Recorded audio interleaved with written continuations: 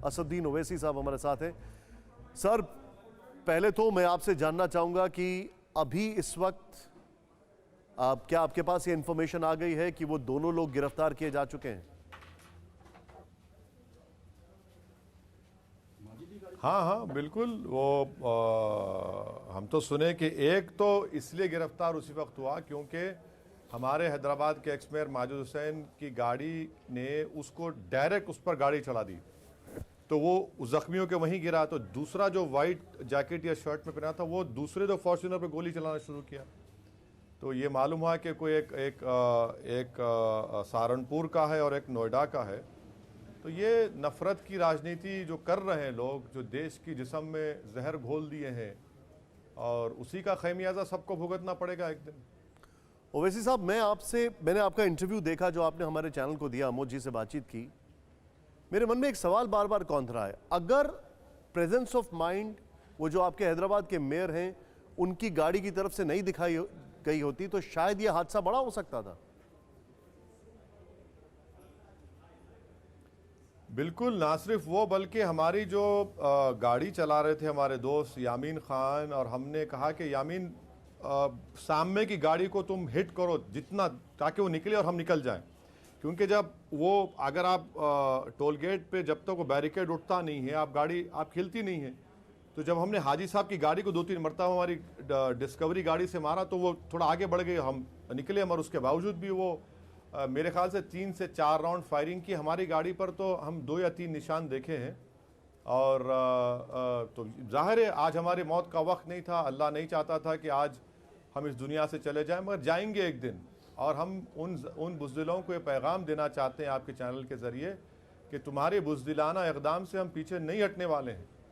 हम अपना काम करते आए हैं, भारत के संविधान के दायरे में रहकर अपने हुकूक़ का मुतालबा करते हैं, अपने हक़ का हिस्सेदारी की लड़ाई जारी रखेंगे। और मैं इंशाअल्लाह परसों से फिर उत्तर प्रदेश जाऊंगा। उत्तर प्रदेश की जनता में भागीदारी परिवर्तन मोर्चा और मेरे पार्टी के कैंडिडेट्स के लिए प्रचार करूंगा।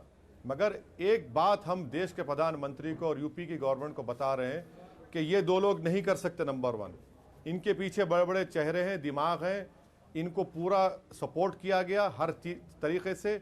अगर उन चेहरों का बेनकाब नहीं करेंगे तो याद रखिए इस देश में एनार्की बढ़ते जाएगी, रूल ऑफ लॉ कमज़ोर होगा और ये लोग रूल बाय गन करते रहेंगे।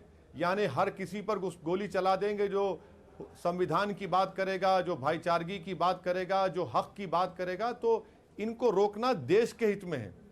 ये आतंकवादियों से ज़्यादा खतरनाक लोग हैं। अगर ये लोग एनार्की पैदा कर रहे हैं और ये समझ रहे हैं कि गोली चलाने से हम डर जाएंगे, इनको वास्ता नहीं पड़ा अभी एक ओवैसी से। आप कितने गोलियां चलाते चलाओ, हमको मार भी दो मुस्तकबिल में आप, मगर हम नहीं रुकने वाले हैं। हम अपनी बात को देश की जनता के सामने रखेंगे। अरे उस जिंदगी का क्या फायदा जो कमजोरी के और मौत के डर से हम जिंदगी गुजारेंगे, नहीं गुजारेंगे हम। ओवैसी साहब, किस पर शक है आपको? आपने कहा इनके पीछे बड़े बड़े हाथ हैं, ये 2 लोग नहीं कर सकते, तो जब आप ऐसा कह रहे हैं तो आपको शक किसके पीछे? देखिए, मैं शक करने वाला नहीं हूं। मैं जो इंसानी दिमाग ऊपर वाले ने आपको हमको दिया है कि आप यकीन करेंगे उनको कैसे मालूम कि मैं टोल गेट पर आ रहा हूं? एब्सोल्युटली। और मेरा इंतजार कर रहे हैं वहां पर वो लोग। एब्सोल्युटली। उनको तो आप देख लीजिए, शायद वो वीडियो एविडेंस में मालूम होगा वो कब आकर वहां पर ठहरे हम हमारी गाड़ी से 8-9 फीट पर। तो यही तो कह रहा हूं ना कि इनको देखना चाहिए। अच्छा, और एक बात, मैं शक नहीं कर रहा हूं, मगर प्रयागराज में, इलाहाबाद में धर्म संसद हुआ, आप अपने रिपोर्टर से मालूम करवाइए कितनी गालियां मुझे दी गई, कितनी धमकियां दी गई हैं। एक गाजियाबाद में कोई सेना का शख्स ने आज से 1.5 महीना पहले कहा कि गर्दन मार दो उसकी ओवैसी की। मैंने डीजीपी उत्तर प्रदेश को बात किया था, 2 मसलों में उनसे बात किया था। एक अतीक भाई के बेटे के मसले में, और मैंने कहा था सर जरा ये भी देख लीजिए कि एक गाजियाबाद में किसी शख्स ने हमारी गर्दन को काटने की बात की है। तो ये तो सरकार के सामने। साहब, मैं आपसे दो सवाल पूछूंगा, तो नहीं है ना थोड़ा अगर आप मुझे इसका जवाब दे पाएं। 2 बहुत शार्प रिएक्शंस मैं आपसे लेना चाहूंगा। पहला, क्या आप चाहेंगे कि आपकी सिक्योरिटी जो है उसको थोड़ा बीफ अप किया जाए क्योंकि अब ये जरूरी है? दूसरा, क्या आपके पास पहले भी कोई ऐसा इनपुट था कि आपकी सिक्योरिटी को थ्रेट है? देखिए, पहले सवाल का जवाब यह है कि मैं 1994 में चार मीनार की विधानसभा की जनता ने मुझे विधायक बनाया 2 मरतबा। मैं 94 से लेकर अब तक अल्हम्दुलिल्लाह मैं सिक्योरिटी नहीं लिया हूं, मैं नहीं लूंगा। मैं ओके, मेरा मानना यह है कि सरकार की जिम्मेदारी है कि हर एक की जान की, आपकी जान की, मेरी जान की हिफाजत करें। ये उनकी जिम्मेदारी है। ठीक है। राइट टू लाइफ एक फंडामेंटल राइट है भारत के संविधान में। ये सरकार की जिम्मेदारी है और मुझे ये आर्म गार्ड्स पसंद नहीं है। हाँ, मेरे पास एक लाइसेंस वेपन है जी। मैं जरूर ये करूंगा कि मुझे आर्म्स लाइसेंस का इस्तेमाल करने की इजाजत अगर यूपी सरकार की देखेगी तो मैं अपना आर्म्स लाइसेंस यूपी में रखूंगा और इलेक्शन कमीशन में देता है तो मैं दूंगा दरखास्त जी। मगर मेरी जान की जिम्मेदारी, आपकी जान की जिम्मेदारी, ठीक है। अल्पसंख्यक समाज की, कमजोरों Point की taken, जिम्मेदारी खास तौर से सरकार की है। Point taken. और सरकार अगर इस डिस्चार्ज नहीं करेगी तो गलत है। और Point मैं taken. नहीं जानता कौन है इसके पीछे। ये तो हम तो ये कह रहे हैं कि 2 लोग नहीं कर सकते। ओवैसी साहब, ऑल द बेस्ट। मैं उम्मीद करता हूं ऐसी कोई घटना ना हो। मैं पूरी तरीके से दुआ करता हूं कि आप एकदम महफूज रहें। बहुत बहुत शुक्रिया हमसे बातचीत करने के लिए।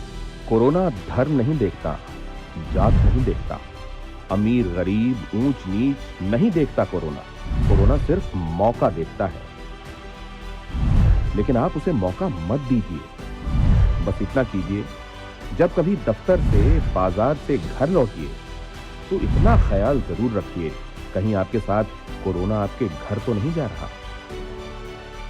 भूलिए मत, कोरोना अभी जिंदा है।